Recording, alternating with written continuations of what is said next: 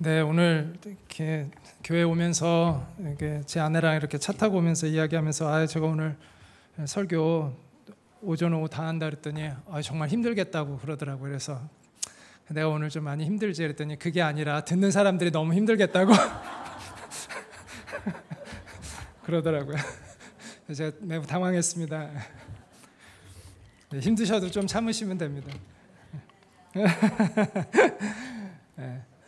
오늘 데살로니가후서 1장을 나누려고 합니다. 그 데살로니가후서는 사도 바울이 쓴 것이죠.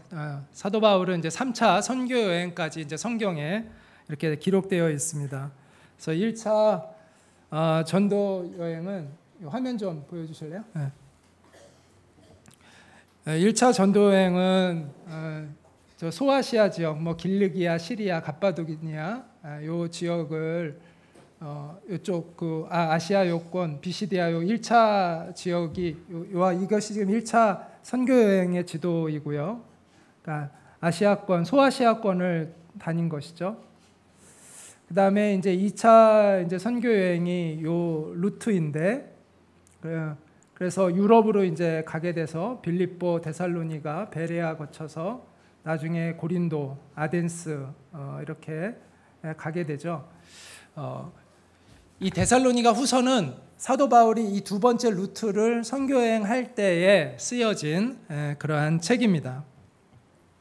이 데살로니가라는 이 도시는 유럽에서 그 당시에 그 마케도니아의 수도였고 굉장히 중심지였습니다. 인구가 약 20만 명 되는 큰 도시였습니다.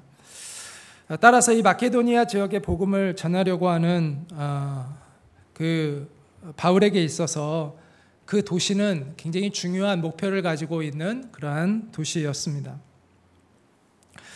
그 도시에서 사도 바울의 전도는 매우 성공적이었죠. 근데 이제 거기에서 어떤 일이 발생하게 되냐면 유대인 폭도들이 사도 바울을 시기해가지고 그 사도 바울을 붙잡기 위해서 들이닥치죠. 그 야손이라는 사람의 집에 사도 바울이 있었는데 사도 바울이 그때 마침 다행히 집에 없었어요. 그래서 누구를 데리고 가냐면 그 집주인인 야손을 데리고 가서 그 사람을 이제 재판장에 세우게 됩니다. 다행히 이 야손이 풀려나게 되죠. 특별한 범죄행위가 없었기 때문에. 대신 사람들이 사도 바울의 신변을 염려하여서 사람들이 바울과 실라를 도망시킵니다. 베레아로 이제 피신을 시키죠. 베레아 사람들은 여러분도 잘 알다시피 매우 신사적인 사람들이어서 성경을 깊이 상고했다라고 이야기를 하고 있습니다. 그런데 이 데살로니가에 있는 폭도들이 어디까지 쫓아오냐면 베레아까지 또 쫓아가요. 그래서 베레아에 와 있는 또 사도 바울을 이제 괴롭히고자 합니다. 그래서 바울은 실라와 디모데는 거기에 그대로 남겨두고 먼저 자신이 피신을 합니다. 그래서 아덴으로 아까 이제 지도에 보시면 그 그리스의 아덴으로 이제 피신을 하게 되죠. 나중에 이제 실라와 디모데가 베레아에서 이제 아테네로 이제 같이 오게 되는데 거기서 이제 사도 바울이 데살로니가가 궁금한 거예요. 그 워낙 극심한 폭도들이 막 그렇게 휘젓고 돌아다니니까 과연 거기에 있는 성도들은 안전하게 잘 있을까 염려가 돼가지고 그것이 소식이 궁금해가지고 디모데를 데살로니가로 보냅니다. 그 후에 바울은 이제 지도를 좀 다시 한번 보여주실래요? 지도를 보여주시면 아테네에서 이제 고린도로 이제 옮겨가게 되는데 가까운 이웃 그 도시죠. 그 고린도로 가게 됐는데 그 고린도에서 이제 데살로니가에 갔다가 소식을 전해 들고 온 디모데와 합류를 하게 됩니다. 그래서 디모데로부터 이제 그 상황을 쭉 이야기를 들어요. 그리고 이제 사도 바울이 데살로니가 교회 성도들에게 편지를 보내는데 그 편지가 데살로니가 전서입니다. 거기서 이제 사도 바울이 그들의 고난받는 그 가운데서 그들이 잘 인내하도록 격려하고 주님이 오신다. 그리고 우리가 그때 부활한다. 이런 부활의 소망을 전합니다. 주의 재림과 부활에 대한 이제 소망을 전합니다. 그 후 이제 몇 달이 지나서 데살로니가 교회의 소식을 사도 바울이 우연히 또 접하게 됩니다. 그런데 데살로니가 교회 안에 몇 가지 문제가 있다는 것을 사도 바울이 알게 됐습니다. 그 첫 번째 문제는 박해가 이전보다 더 심해졌다는 것이고요. 여기 이제 성경 말씀이 이제 거기 근거가 나오죠. 그 다음에 거짓 교사들의 문제가 나옵니다. 주의 날이 이미 이르렀다. 그러니까 주님이 다시 오실 것이라고 사도 바울은 얘기했는데 이미 주님은 오셨다. 이런 식의 유언비어가 퍼지게 됩니다. 그리고 규모 없는 자들의 문제. 그러니까 어차피 주님 오시면 내가 열심히 일할 필요가 없지. 이런 그런 게으른 사람들의 문제가 교회 안에 발생하고 있다는 것을 사도 바울이 알게 됩니다. 그래서 이러한 문제들을 시정하기 위해서 사도 바울이 다시 펜을 들었는데 그것이 바로 데살로니가 후서, 오늘 우리가 읽은 이 내용들입니다. 따라서 데살로니가 후서는 이런 내용들을 다루고 있습니다. 자, 1장은 핍박 속에서도 데살로니가 성도들의 믿음을 지켜주고 계신 하나님께 감사를 드리면서 그들이 핍박을 잘 견뎌내고 있는 것을 칭찬합니다. 첫 번째 이제 1장의 내용이고, 자, 2장에서는 종말에 대한 올바른 가르침을 전합니다. 주의 날에 대한 가르침을 전합니다. 아직 주님이 오신 것은 아니다 라는 것, 그리고 주님이 오시는 때의 징조들이 무엇인가에 대한 이야기들을 하고 있어요. 그래서 3장에서는 게으른 자들을 책망합니다. 규모 없는 자들이라고 표현되어 있는데 그런 게으른 자들을 책망하면서 주의 날을 기다리는 올바른 성도의 자세는 그런 게으름이 아니라는 것을 이야기하라고 있습니다. 자, 오늘은 그 1장의 내용을 좀 이렇게 본문을 따라가면서 우리가 같이 한번 살펴보고자 합니다. 우리 1절과 2절을 같이 한 목소리로 다시 한번 같이 읽겠습니다. 시작. 바울과 실로아노와 디모데는 하나님 우리 아버지와 주 예수 그리스도 안에 있는 데살로니가의 교회에 편지하노니 하나님 아버지와 주 예수 그리스도로부터 은혜와 평강이 너희에게 있을지어다. 여기 1절을 보면 우리는 보내는 자와 받는 자가 누구인지를 알고 있습니다. 일반적인 서신의 모든 형태들이 이제 이런 정보부터 시작을 하죠. 보내는 이는 바울과 실루아노와 디모데라고 이렇게 이야기를 하고 있습니다. 그리고 받는 이는 데살로니가 교회라고 이렇게 되어 있습니다. 그리고 나서 바울은 2절에서 하나님의 은혜와 평강을 구하는 기도로 그의 편지를 시작합니다. 우리의 삶이라는 것은 하나님의 은혜와 평강을 구하는 것으로 시작해서 하나님의 은혜와 평강을 구하는 것으로 우리의 인생을 마치는 사람들이라고 생각합니다. 하나님의 은혜 없이는 우리는 구원을 받을 수가 없습니다. 하나님의 은혜 없이는 우리는 영적으로 성장할 수도 없습니다. 하나님의 은혜 없이는 우리의 구원이 완성될 수도 없습니다. 그러므로 하나님의 은혜는 우리의 구원의 삶을 이끌어가는 원동력이라고 이야기를 할 수가 있습니다. 기관차와 같다라고 얘기할 수 있을 것 같아요. 기관차가 없으면 아무리 뒤에 기차가 많이 이렇게 달려 있어도 아무 소용이 없는 것이죠. 하나님의 은혜는 기관차와 같은 동력을 제공하는, 신앙생활의 동력을 제공하는 것이다라고 이렇게 이야기를 할 수 있을 것 같습니다. 어떻게 보면 우리 인생의 인생에서 실패로부터 배우는 가장 큰 교훈은 하나님의 은혜가 없이는 우리는 살아갈 수 없다는 것을 깨닫는 것이라고 생각합니다. 우리가 고생을 해서 이것을 깨달으면 그 고생이 유익한 고생이고, 우리가 아무리 고생을 해도 이것을 제대로 깨닫지 못하면 그것은 무익한 고생이 되는 것이죠. 우리의 인생은 하나님의 은혜에 의존되어 있습니다. 바울은 이 은혜와 함께 또 하나 평강을 구하고 있습니다. 하나님이 주시는 평강을 모르면 우리는 참된 안식이 무엇인지를 모릅니다. 그래서 우리는 평안을 지키기 위해서 사람들은 많은 것을 합니다. 진돗개도 기르고 경비 시스템을 설치를 해서 보안을 강화시키고, 또 경호원들까지 이렇게 두기도 하고, 또 노후가 걱정이 돼서 은행에 두둑한 예금을 해놓고, 이러한 예비책들을 많이 세우죠. 물론 그러한 것들이 일부 우리의 안전을 도모할 수는 있습니다. 그러나 우리의 근본적인 안전과 또 근본적인 평강을 그것이 지켜주는 것은 아니죠. 덜 걱정될 수는 있지만 덜 걱정하는 것과 걱정이 없는 것은 다른 것입니다. 하나님이 주시는 참 평강은 외부의 환경에 상관없이 내가 하나님 때문에 쉼을 누리는 것이죠. 쉼을 누린다는 것은 한마디로 쉽게 얘기하면 발 뻗고 잠을 잘 수 있는 것이 쉼을 누리는 것 같습니다. 우리가 걱정이 많고 염려가 많으면 잠을 못 자잖아요. 늘 피곤이 이렇게 누적되어 있습니다. 그런데 마음이 편하면 잠을 이룰 수가 있습니다. 두려움과 염려에 눌리면 잠을 잘 수 없지만 하나님의 평강을 우리가 누리게 되면 내가 돈이 없어도 또 내일 좀 어려운 일들이 예상돼도 평안한 쉼을 누릴 수가 있는 것이죠. 이 평강이 하나님이 주시는 평강입니다. 환경을 초월한 내 마음에 하나님을 신뢰함으로 주어지는 평강, 그것이 하나님이 주시는 평강입니다. 하나님의 은혜와 이 평강이 내 삶에 얼마나 중요한 것인가를 깨닫는 것만큼 우리는 성장해 간다, 성숙해 가는 것이다 라고 이야기할 수 있습니다.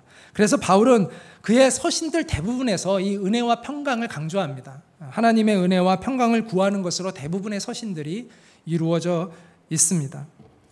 여러분에게도 하나님이 주시는 은혜와 평강이 가득하기를 축복합니다. 자, 그 다음에 이제 사도 바울은 하나님의 은혜에 대한 감사를 3절과 4절에서 하고 있는데요. 우리 같이 한번 3절과 4절 읽겠습니다. 시작. 형제들아, 우리가 너희를 위하여 항상 하나님께 감사할지니 이것이 당연함은 너희의 믿음이 더욱 자라고 너희가 다 각기 서로 사랑함이 풍성함이니 그러므로 너희가 견디고 있는 모든 박해와 환난 중에서 너희 인내와 믿음으로 말미암아 하나님의 여러 교회에서 우리가 친히 자랑하노라. 여기 3절에서 데살로니가 교인들의 믿음이 자라고 서로 사랑하는 것에 대해서 사도 바울이 먼저 하나님께 감사하고 있습니다. 그러고 나서 4절에서는 핍박 속에서도 인내하며 믿음을 잘 지키고 있는 데살로니가 성도들을 칭찬하고 격려하는 것을 우리가 보게 됩니다. 자, 어떤 사람들은 영광은 하나님께만 돌려야 된다, 사람에게 칭찬하면 안 된다, 이런 분들이 있어요. 그래서 예전에 저도 목사가 누가 설교 잘했다고 이렇게 막 칭찬해 줄 때 감사합니다라고 하면 안 되고 하나님께 영광을 돌립니다 이렇게 얘기해야 된다고 막 하시는 분이 있었어요. 그래서 저도 그런 말을 들을 때, 가끔 들을 때 어떻게 말을 대답을 해야 될지 이렇게 좀 망설여지고, 어떨 때는 하나님께 영광을 돌립니다. 초기엔 저도 그랬어요. 근데 그런 게 아니다라는 생각이 들었어요. 우리가 사람을 칭찬한다고 해서 그것이 곧 하나님의 영광을 가리는 것일까? 그럼 우리는 사람들을 칭찬하지 않는 것이 마땅한가? 아니라는 거죠. 사도 바울은 지금 칭찬하고 있어요. 칭찬받아 마땅한 사람에게 칭찬하고, 감사를 당연히 하나님께 감사해야죠. 그러나 우리가 누군가에게도 감사를 표현하는 것이 마땅하다면 감사를 하는 것이 맞다는 것입니다. 어떤 것이 하나님께 영광을 돌리는 걸 가로채는 것이냐, 그거는 자기가 자기 스스로를 칭찬하는 것, 과도하게 이러면 안 되죠. 아니면 어떤 권력을 가진 사람에게 내가 무엇을 얻어내기 위해서 그 사람을 막 이렇게 높이고, 과장해서 높이고 아부하고 그 사람을 신처럼 받들고, 이런 것이 하나님의 영광을 가로채는 것입니다. 그러나 칭찬받아 마땅한 사람에게 적절한 칭찬을 해주는 것은, 그것은 너무나 자연스럽고 당연한 것이고, 또 성경이 그렇게 하라고 우리에게 가르치고 있는 것이죠. 예수님은 사람들을 칭찬하셨습니다. 백부장의 믿음을 보고 칭찬하셨고, 니고데모를 보고 칭찬하셨습니다. 옥합을 깨트려서 주님의 발을 씻긴 여인에게 칭찬하셨습니다. 여러분은 얼마나 칭찬을 잘 하고 있습니까? 얼마나 위로하고 격려하는 것을 잘하고 있습니까? 우리가 남을 비판하고 판단하는 것은 참 이렇게 노력하지 않아도 잘 되는 것 같아요. 그런데 남을 칭찬하고 그 좋은 사람, 그 장점을 발견해서 이렇게 그 사람을 격려해 주는 일은 우리가 참 잘 못한다는 생각이 듭니다. 특히 우리나라 사람들은 좀 그런 거를 잘 못하는 것 같아요. 우리가 때로는 물론 잘못에 대해서 지적을 해주는 것도 필요할 때가 있지만 더욱 필요한 것은 적절한 칭찬과 격려, 마땅히 칭찬받아야 할 일을 칭찬해주고 격려해주는 것입니다. 칭찬은요, 그 사람에게 관심이 있어야 해줄 수가 있는 것 같아요. 그러니까 사랑은 사실 관심이잖아요. 그리고 그 사람에게 사랑이 있으면 자꾸 좋은 점을 찾아내서 그들을 자꾸 이렇게 격려를 해주게 되는 것 같습니다. 다른 사람의 단점은 굳이 찾으려고 하지 않아도 우리 눈에 잘 들어옵니다. 그런데 우리가 장점을 찾는 것은 우리가 노력해야 잘 찾아낼 수가 있습니다. 사랑이라는 게 사실은 장점이 보이는 거잖아요. 우리가 흔히 눈이 삐어가지고 결혼했다, 뭐 이래가지고 평생을 고생하고 있다 이런 이야기를 하는데, 사랑하면요 그냥 예전에 단점도 장점처럼 보여요. 어느 순간 그게 이제 단점인 줄 깨닫게 되고 후회하고 이러지만 다 좋은 것으로 보이는 게 원래 사랑이라는 특성이잖아요. 그러니까 내가 누군가의 장점을 잘 찾아내서 격려를 잘 해주고 있다는 것은 그 사람이 사랑이 많다라고 볼 수 있는 것입니다. 여러분은 주위에 있는 사람들에게 얼마나 따뜻한 칭찬과 격려를 많이 하고 있습니까? 우리가 하나님께 감사와 영광을 돌리는 것과 또 사람들을 격려해주고 칭찬하는 것을 모순되는 것으로 여기지 않았으면 좋겠습니다. 그래서 우리가 본문을 통해서 분명히 알 수 있듯이 하나님께 늘 감사하되, 또한 주위에 믿음의 선한 싸움을 싸우고 있는 사람들, 또 칭찬받아 마땅한 그러한 우리의 동료들을 우리가 인정해주고 또 그들에게 감사하고 또 그들에게 마땅히 해야 될 칭찬을 아끼지 않고 할 수 있는 우리가 되었으면 합니다. 데살로니가 교인들은 정말 칭찬받아 마땅한 사람이었어요. 찰스 스윈돌의 책에 보면 이 데살로니가 후서에 항해한 책을 보면은 그가 이제 이런 표현을 합니다. 세상에는 대리석과 같은 사람이 있고 포도와 같은 사람이 있다는 거예요. 그래서 대리석은 이렇게 깎아대면 막 파편이 튀잖아요. 그래서 다른 사람들에게 막 상처를 주는 사람이 있고, 그러니까 고난을 받으면 상처를 주는 사람이 있다는 거예요. 반면에 포도와 같은 사람은 고난을 이렇게 푸시를 하잖아요. 이렇게 누르잖아요. 그러면 오히려 향기 나는 즙을 만들어내는 그러한 사람이 있다라고 하면서 이 데살로니가 성도들은 포도와 같은 사람들이다. 대리석과 같은 사람이 아니라 포도처럼 고난을 통해서 오히려 아름다운 향기를 내뿜는 그러한 사람들이다라고 표현을 하고 있습니다. 당시의 데살로니가 교회는 예수님에 대한 그 신앙 때문에 큰 핍박과 환난을 당하고 있었습니다. 그러나 그들은 마치 고난의 포도즙 틀에 끼어 있는 그 포도송이처럼 그들은 으깨지면서 포도즙과 같은 향기를 만들어내었습니다. 그래서 그들의 향기가 소아시아 지역의 여러 교회에 퍼져나갔다고 이야기합니다. 그래서 바울은 이 데살로니가 성도들로 인해 하나님께 감사하고 그들을 하나님의 교회에 내가 자랑한다라고 이야기를 했습니다. 이 데살로니가 성도들로 인해 바울이 하나님께 감사한 이유를 우리가 좀 더 생각해 볼 필요가 있다고 생각이 드는데요. 감사했던 이유가 두 가지 있습니다. 첫째는 그들의 믿음이 자라는 것이었어요. 그것이 첫 번째 감사한 이유고, 두 번째는 서로 사랑함이 풍성한 것이 그들로 인해 감사한 이유였습니다. 자, 우리는 보통 믿음이 있다 없다 이렇게 단정적으로 이야기하는 경우가 많은데, 이 사람은 믿음이 있어, 이 사람은 믿음이 없어. 그러나 믿음이 있다 없다라는 표현보다 더 좋은 표현은 믿음이 약하다 강하다라는 표현인 것 같아요. 믿음이라는 게 한순간에 있고 막 없고 이런 게 아니라, 믿음이라는 것이 자라기도 하고 또 약해지기도 하고 이제 이렇잖아요. 그래서 믿음은 자라는 것이기 때문에 또 어떤 때는 급속히 자라기도 하고 천천히 자라는 사람도 있고, 그래서 믿음이 있다 없다 이렇게 단정적으로 얘기하보다는 믿음이 약하다, 믿음이 강하다 이렇게 이야기할 수 있는 것 같습니다. 근데 우리의 믿음이 이렇게 자라날 때는, 우리의 믿음이 강해질 때는 어떨 때일까요? 편안할 때가 아닙니다. 오히려 이 데살로니가 성도들처럼 고난을 겪을 때 우리의 믿음이 더 견고해지는 것을 우리가 경험하게 됩니다. 우리가 정말 사랑이 깊어질 때도 편안할 때가 아닙니다. 오히려 인생의 폭풍을 만났을 때, 또 내 힘으로 극복하기 어려운 어려움을 만났을 때 오히려 우리는 더 깊은 사랑을 배우게 됩니다. 고난이 많았던 초대교회가 더 믿음이 좋고 사랑이 많았나요? 아니면 그때에 비해서 상대적으로 훨씬 더 편안한 우리가 더 믿음이 좋고 더 사랑이 많은가요? 초대교회 성도들이 훨씬 더 믿음이 좋고 사랑이 풍성했잖아요.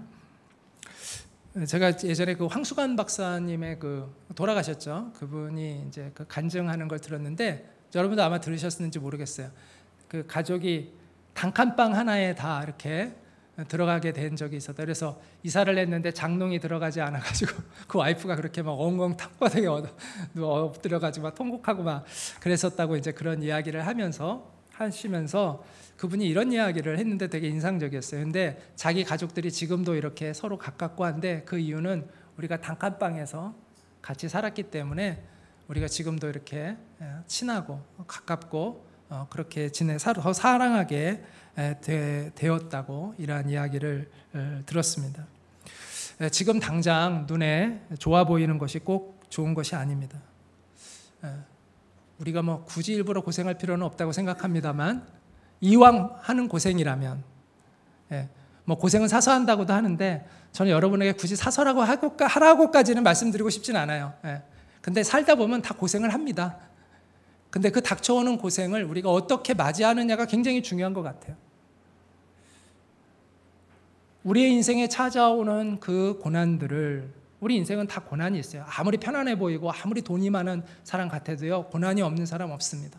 다 그의 인생에 어두운 면이 있고 힘든 면들이 다 있습니다. 근데 그 고난과 어려움들을 우리가 어떤 태도로 맞이하느냐가 굉장히 중요하다고 생각합니다. 그 고생을 통해서 믿음이 성장해 가는 사람이 있고 오히려 믿음이 약해져 가는 사람이 있는 것이죠. 어떤 사람은 그 고난을 통해서 더 사랑이 깊어지는 사람이 있고, 또 어떤 사람은 남을 더 미워하고 원망하게 되는 사람이 있는 것이죠. 여러분이 혹시 지금 어려움과 고난 가운데 시절을 겪고 있다면 그것이 여러분의 믿음과 사랑을 더욱더 성장시키는 그러한 기회의, 그러한 고난이, 축복의 고난이 될 수 있기를 바랍니다. 성경은 이렇게 우리에게 말씀해 주고 있죠. 우리 같이 한번 로마서 5장 3절부터 5절을 읽겠습니다. 다만 이뿐 아니라 우리가 환난 중에도 즐거워하나니 이는 환난은 인내를, 인내는 연단을, 연단은 소망을 이루는 줄 알미로다. 소망이 우리를 부끄럽게 하지 아니함은 우리에게 주신 성령으로 말미암아 하나님의 사랑이 우리 마음에 부은 바 됨이니. 네.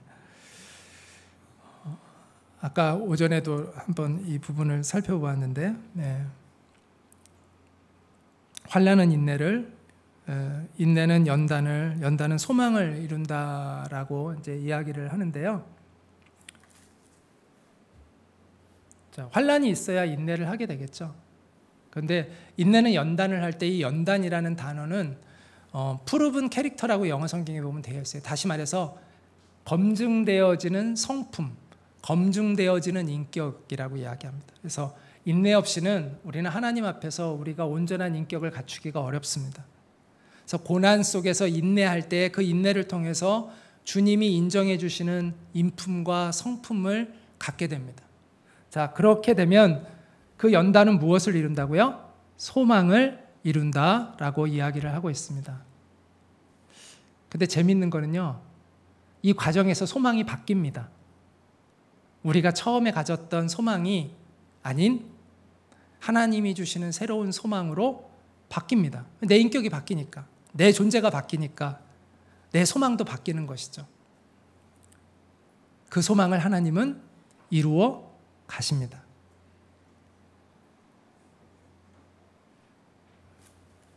그래서 소망이 우리를 부끄럽게 하지 아니함은 우리에게 주신 성령으로 말미암아 하나님의 사랑이 우리 마음에 부은 바 됨이니. 그래서 하나님과의 깊은 사랑의 관계 안으로 우리는 들어가게 되는 것이죠.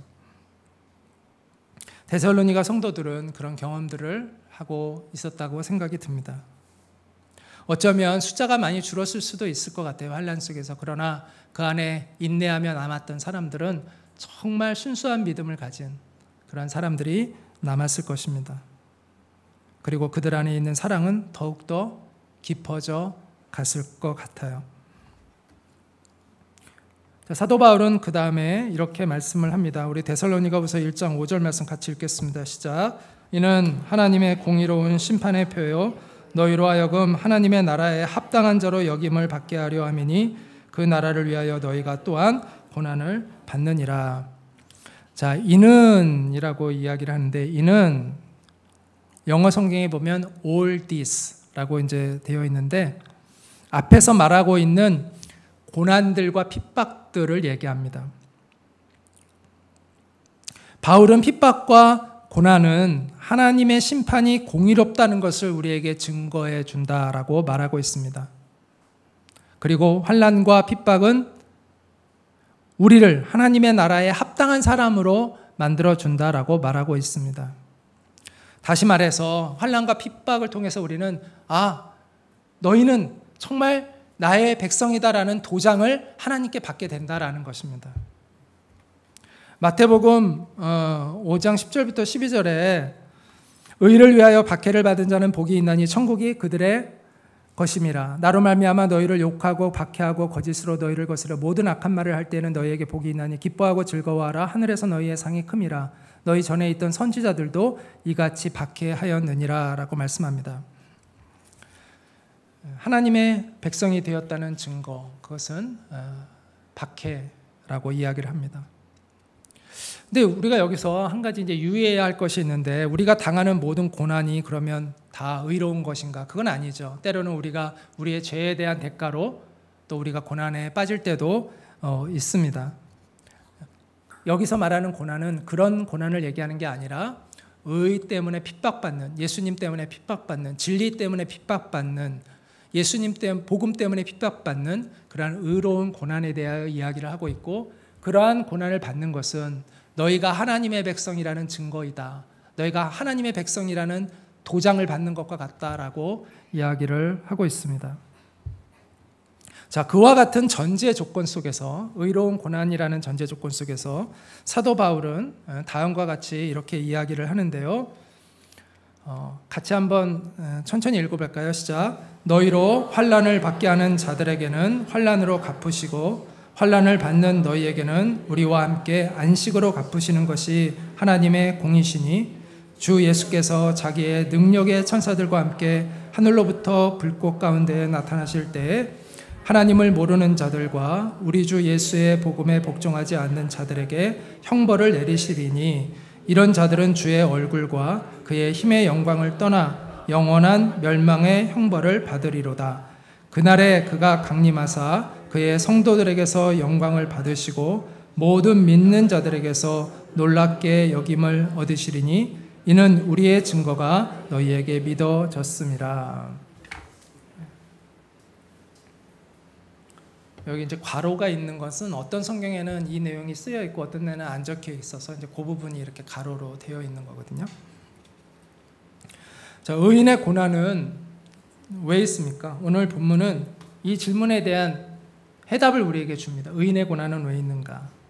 바로 의인의 고난은 하나님의 공의로운 심판을 위해서 있다라고 이야기를 해주고 있습니다. 하나님의 공의로운 심판은 두 가지로 나타나고 있다고 말씀하고 있어요. 본문은 하나는 환난당하는 자들에게는 영원한 안식으로 갚으시는 것, 또 핍박을 하는 불의한 자들에게는 영원한 멸망의 형벌을 주시는 것이라고 이야기를 합니다.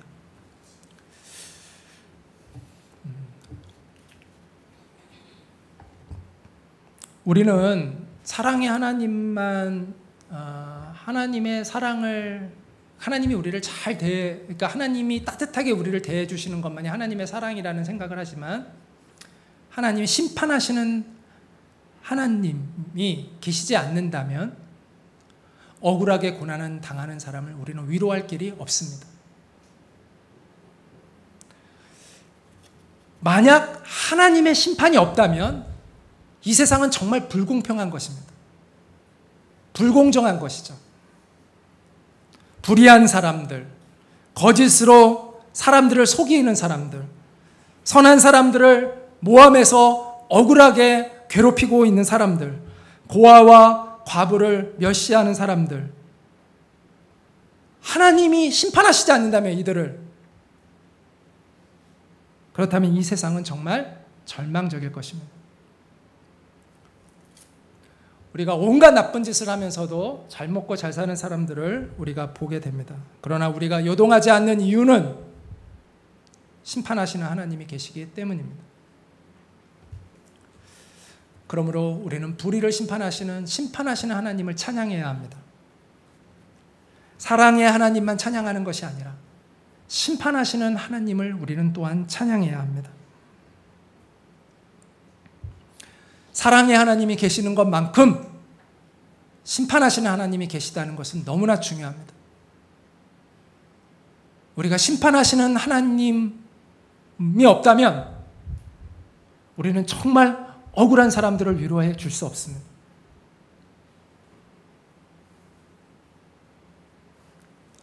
하나님이 살아계시고 공의로운 심판을 하시기 때문에 오늘 억압당하는 그런 사람들에게 소망이 있는 것입니다. 그들이 인내해야 할 이유가 있는 것이죠. 우리는 고통이 오면 곧 헤어나오기를 원합니다. 불의를 보면 바로 정의를 외칩니다. 병에 걸리면 빨리 낫고 싶어 합니다. 우리의 마음은 조급하죠. 그리고 우리의 기대대로 되어지지 않을 때 우리는 낙담하고 좌절합니다. 그래서 하나님은 살아계시지 않다라고 생각하기도 쉽고 우리의 고통을 하나님은 외면하고 계시다라고 생각합니다. 그래서 니체는 하나님은 죽었다라고 이렇게 표현을 했습니다.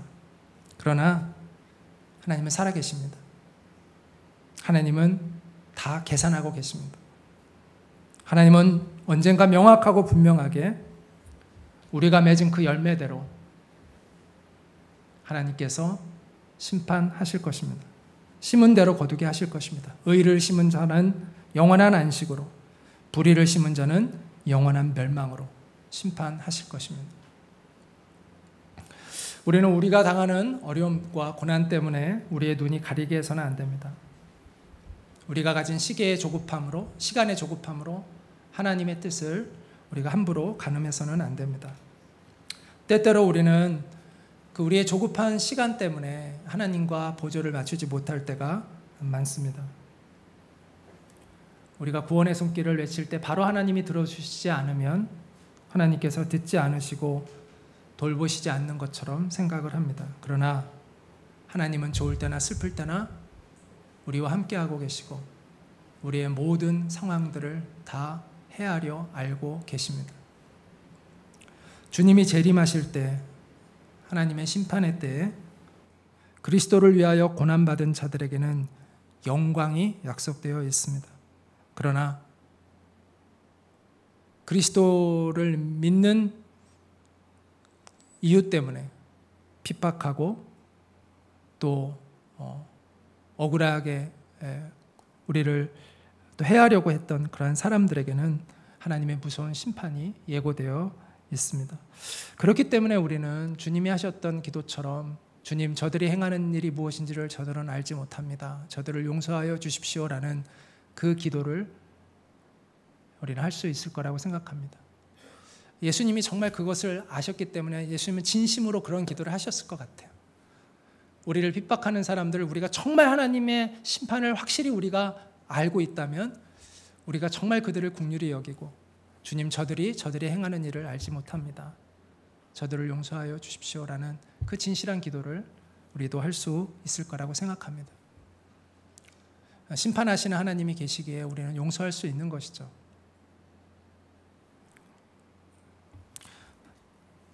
바울은 또 이렇게 기도합니다. 자, 같이 한번 11절과 12절 읽어볼까요? 시작. 이러므로 우리도 항상 너희를 위하여 기도함은 우리 하나님이 너희를 그 부르심에 합당한 자로 여기시고 모든 선을 기뻐함과 믿음의 역사를 능력으로 이루게 하시고 우리 하나님과 주 예수 그리스도의 은혜대로 우리 주 예수의 이름이 너희 가운데서 영광을 받으시고 너희도 그 안에서 영광을 받게 하려 함이라. 바울은 환난 속에 있는 데살로니가 교회를 위로하고 이제 그가 그들을 위해서 중보기도하며 이 1장을 마무리하고 서론을 마무리하고 있습니다. 환난 속에 있는 사람들에게 가장 필요한 것은 기도입니다. 환난은 이기는 것은 기도를 통해서 하나님의 능력을 공급받아야 하기 때문입니다. 그것을 잘 알고 있는 바울은 환난 속에서 기도를 통해 그 환난 가운데서 기도를 통해 그것들을 극복해 왔던 사도 바울은 자기가 세운 그 교회의 성도들도 그러한 경험을 할 수 있도록 해달라고 기도하고 있습니다.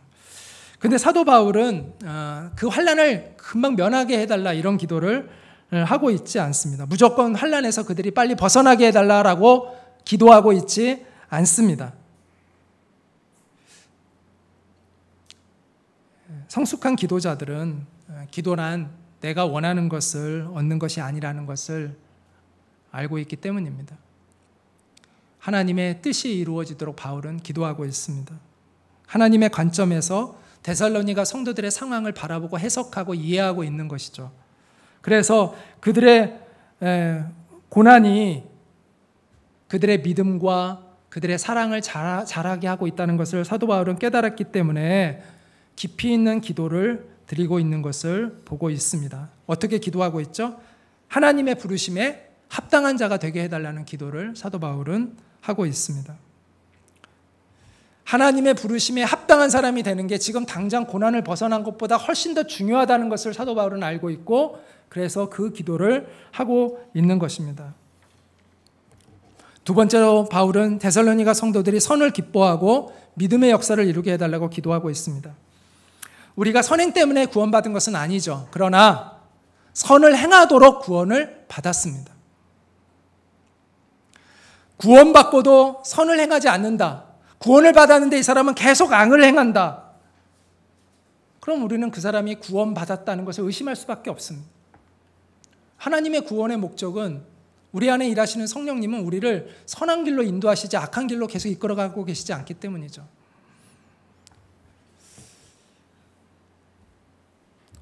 선을 기뻐하는 사람이 되어야 합니다. 이게 성령의 사람의 특징입니다. 악을 미워하고 선을 기뻐하는 사람이 되는 것이 성령의 사람의 특징입니다. 또한 우리는 믿음으로 행하는 사람이 되어야 합니다. 우리의 이성, 우리의 경험으로 행하기 이전에 믿음으로 행하는 사람이 되어야 하죠. 믿음이라는 것은 눈 가리고 이렇게 아웅하는 그런 것이 믿음이 아닙니다. 그냥 눈 가리고 무조건 믿습니다라고 하는 것이 저는 믿음이 아니라고 생각합니다. 눈을 똑바로 뜨고 하나님의 말씀을 확인하고 믿음의 근거가 확실할 때 믿음을 갖는 것이죠. 그러니까 하나님의 약속이 있을 때 믿음이 있는 것이거든요. 하나님의 약속이 없는데 내가 그냥 나 혼자 믿는다. 그거는 믿음이 아닙니다. 약속이 있을 때 그 약속을 붙잡는 게 성경이 말하고 있는 믿음인 것이죠. 그래서 우리가 말씀에 기초한 믿음이라고 이야기하잖아요. 하나님의 약속을 분명히 알고 그 약속에 근거한 믿음을 우리는 가져야 합니다. 그런데 그것은 때로는 우리의 이성을 뛰어넘고 때로는 그것이 우리의 경험을 뛰어넘는 것이 요구되는 것이죠.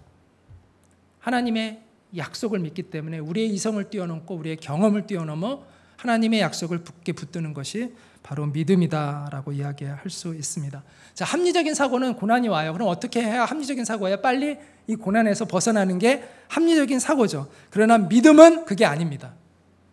이게 하나님이 주신 고난이라면 그리고 이 고난을 통해서 하나님이 나를 빚어가기를 원하신다면 주님 그렇게 하십시오라고 고백하는 것이 믿음의 기도인 것이죠. 합리적인 기도가 아니라 믿음의 기도가 되는 것이죠. 우리에게는 이런 태도가 필요합니다. 마지막으로 바울은 데살로니가 교인들에게 예수 그리스도의 이름이 그들 가운데 영광을 얻도록 그렇게 기도하고 있습니다. 자, 왜 우리는 부르심에 합당해야 할까요? 왜 우리는 선을 행하고 믿음으로 행해야 할까요? 궁극적인 목적은 예수 그리스도의 이름을 높이기 위한 것입니다. 그런데 놀라운 것은 우리가 주님을 높일 때 주님이 우리를 높여주신다는 거예요. 우리가 하나님께 영광을 돌릴 때 하나님이 우리에게도 영광을 주신다라고 성경은 이렇게 이야기하고 있습니다.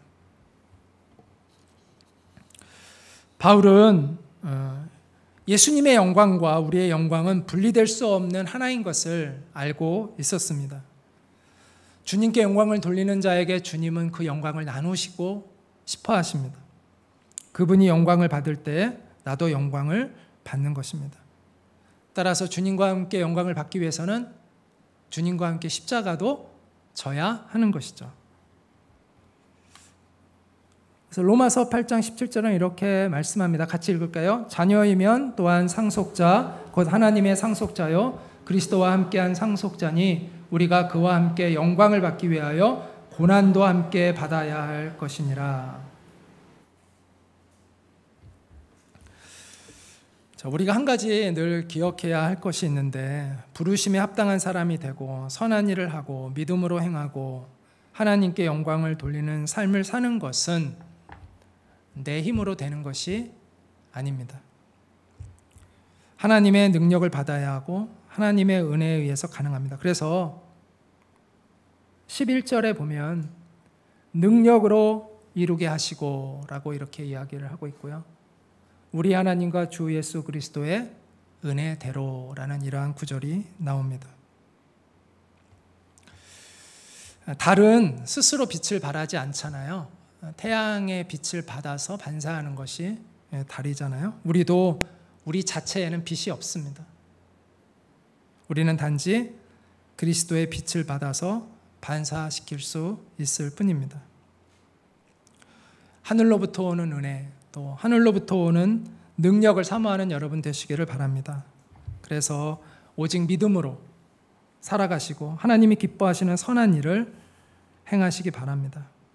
그것이 주님이 우리를 부르신 그 부르심에 합당한 삶이고 하나님께 영광을 돌리는 삶이 될 것입니다.